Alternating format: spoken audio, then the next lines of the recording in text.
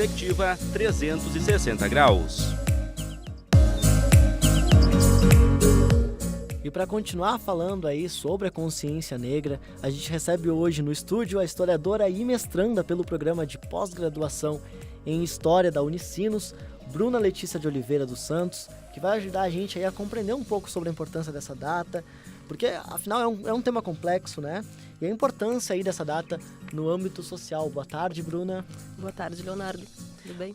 Muito obrigado pela tua presença. A Regina aí vai chamar a interação pra gente, né, Regina? É isso aí, lembrando que vocês podem mandar as suas dúvidas, as suas perguntas para a Bruna, que está aqui com a gente, e aí ela responde no ar para vocês. Mandem as suas perguntas, interajam com a gente no nosso Twitter, FreeSpeechUX, e no nosso WhatsApp 54996857370. Só para lembrar depois que essa entrevista vai virar um podcast aí para você poder ouvir novamente ou mandar para os seus amigos, já que é um tema aí que eu acho que merece um pouco de atenção. Novamente, boa tarde então, Bruna. Eu vou começar te perguntando aí, a gente tem muitos movimentos, né, negros, enfim. O que é de fato representatividade negra hoje? Bom, eu acho que representatividade negra hoje ela é o resultado de uma luta constante da população negra pela conquista de direitos, né, pela conquista de igualdade. Então, eu acho que a visibilidade que nós ganhamos hoje, ela tem muito a ver com esse processo de formação e desenvolvimento do movimento negro, que é um movimento político e intelectual, né? E esse movimento negro, então, ele desde sempre esteve disputando uma narrativa de construção de história da nação brasileira.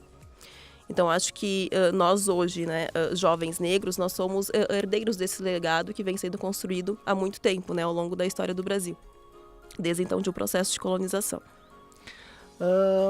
As cotas raciais, pode-se dizer assim, elas são um modo de representatividade, é uma marca de afirmar, sim, nós somos negros e também, assim como as outras pessoas, merecemos estar na universidade? Temos esse direito? Sim, eu acho que as cotas, elas fazem parte de um marco muito importante, né, da história do Brasil, porque foi a primeira vez que o Estado brasileiro assumiu que é racista e assumiu que precisava de política pública para resolver o problema da desigualdade social. Lembrando também que foi a primeira vez que o Estado brasileiro, então, ele se abriu para dialogar com o movimento negro, que já vinha reivindicando a pauta da educação desde sempre. Essa foi sempre uma das pautas desse movimento. E nós sempre acreditamos que por meio da educação, a educação, né, é uma ferramenta para a gente superar as desigualdades. Não só desigualdades financeiras, né, de um viés econômico, mas também de acesso a conhecimento, de acesso a outros espaços, da ideia de democratização da universidade. Também pensando na produção do conhecimento, porque as cotas raciais, a partir do momento em que outras pessoas elas ingressam na universidade, a gente também vai começar a ter outros públicos circulando nesse espaço, outras problemáticas de pesquisa começam a surgir. Então, acho que as cotas raciais elas são muito importantes. E acho que também não somente na universidade, mas tu acha que as cotas raciais elas podem te ajudar depois no mercado de trabalho? Porque acho que a gente percebe muito essa questão de discriminação, de desrespeito, de preconceito em relação aos negros no mercado de trabalho. Eles até conseguem entrar na universidade, mas e depois no mercado? Como é que eles são vistos? Como eles têm essa oportunidade de ingressar no mercado? Sim, claro, no mercado de trabalho também é muito importante, porque como tu já pontuou, né, mesmo que se tenham currículos iguais, a gente sabe que em função do racismo existente na sociedade, ele é um racismo que ele é estrutural, né? Então ele não nos atinge de maneira individual, ele atinge todo o grupo da população negra brasileira. Então, as cotas raciais no mercado de trabalho e em concurso público, elas também são muito importantes, uma vez que a gente sabe muito bem que não é só uma questão de currículo quando você faz uma entrevista, né? Todas as questões sociais, elas também estão colocadas aí. E tu acha que a mulher ainda tem menos oportunidades, uma mulher negra tem menos oportunidades ainda, por exemplo, em relação a um homem negro ou até mesmo a um homem branco? Sim, eu acho que os dados nos mostram isso, né? As pesquisas do IPEA, elas estão sempre demonstrando que as mulheres negras, em questão de desenvolvimento econômico, enfim, saúde, educação, elas ainda são as que estão mais atrás, exatamente porque existe uma violência que é a violência relacionada ao racismo e a violência que é relacionada ao gênero. Então, a mulher negra, ela acaba sofrendo, né, essas duas violências. Isso não quer dizer que nós neguemos, né, que os homens negros também sofram muito nessa sociedade ou que eles também não sofram racismo, mas a mulher negra tem o agravante da questão de gênero. E é um preconceito que é difícil de entender, né? Porque a gente tem, na nossa cultura, a gente tem o samba, a gente tem a capoeira, e são elementos de uma cultura afrodescendente, né?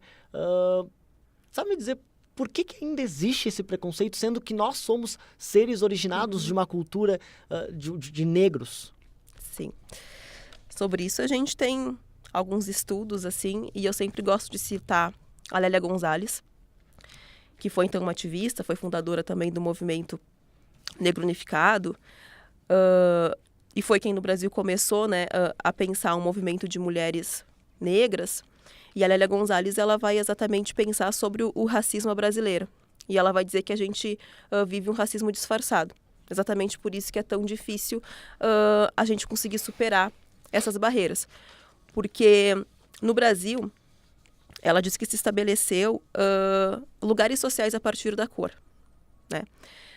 E que então mesmo a cultura afro-brasileira sendo, ela vai dizer que é a matriz principal da formação de identidade nacional, a população branca não admite isso por um processo de denegação, ela vai usar esse conceito, exatamente por causa do racismo. Então, por mais que a gente saiba que a cultura afro-brasileira, ela contribuiu muito, né, para a formação da nossa nação, essa cultura ela é negada. Ou então, quando ela é aceita, existe um lugar para ela, que é o lugar da subalternidade.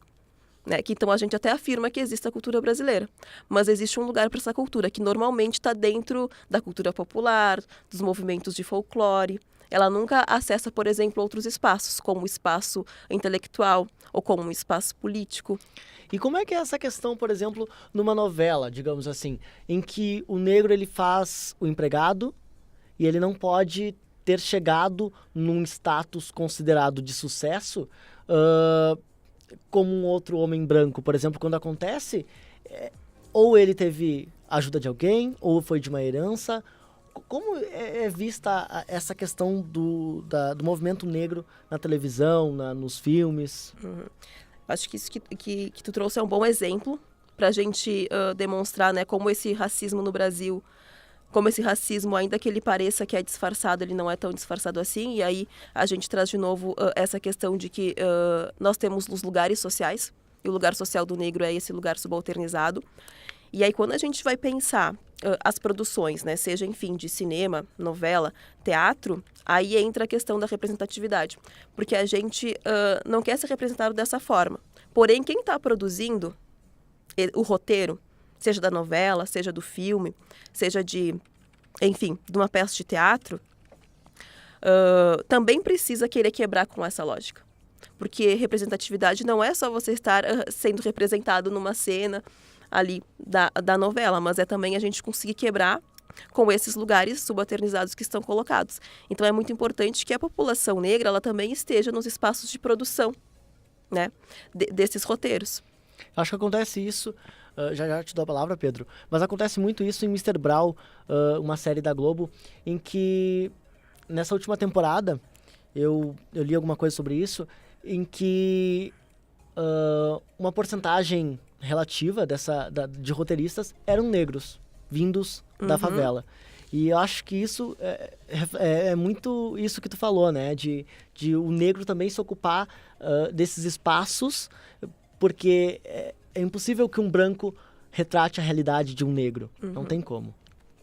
Eu queria perguntar, então, já que a gente estava falando de representatividade, quem que a gente poderia falar, assim, como símbolo brasileiro do movimento negro que atingiu esse status e que pode ser usado como um exemplo? Bom, acho que a gente tem muitos, né? Porque o movimento negro brasileiro ele não é um movimento homogêneo. Ele também não é um movimento linear. Ele perpassa por vários momentos, assim. Mas eu falaria do Abdias do Nascimento, falaria da Lélia Gonzalez, da Sueli Carneiro. A gente vai ter Guerreiro Ramos também. Porque são várias fases, assim, da construção desse movimento. E aí eu acho que atualmente, quem vem pautando, assim, e tendo maior visibilidade é exatamente o movimento feminista negro, né? Que a gente vai ter a figura da Djamila Ribeiro, a gente vai ter a figura da Giovanna Xavier, mas que são mulheres da atualidade que, como eu disse no começo, né? Eu, assim como ela, somos herdeiras desse processo de desenvolvimento. E uma coisa que se fala muito é sobre a questão da apropriação cultural, né? E que tem muita gente que não entende por que é chamado de apropriação cultural. Eu queria que tu explicasse um pouco mais para os nossos ouvintes. Bom, super polêmico esse tema. E complexo também. Acho que a grande questão da apropriação cultural é que nós precisamos entender primeiro os significados, né?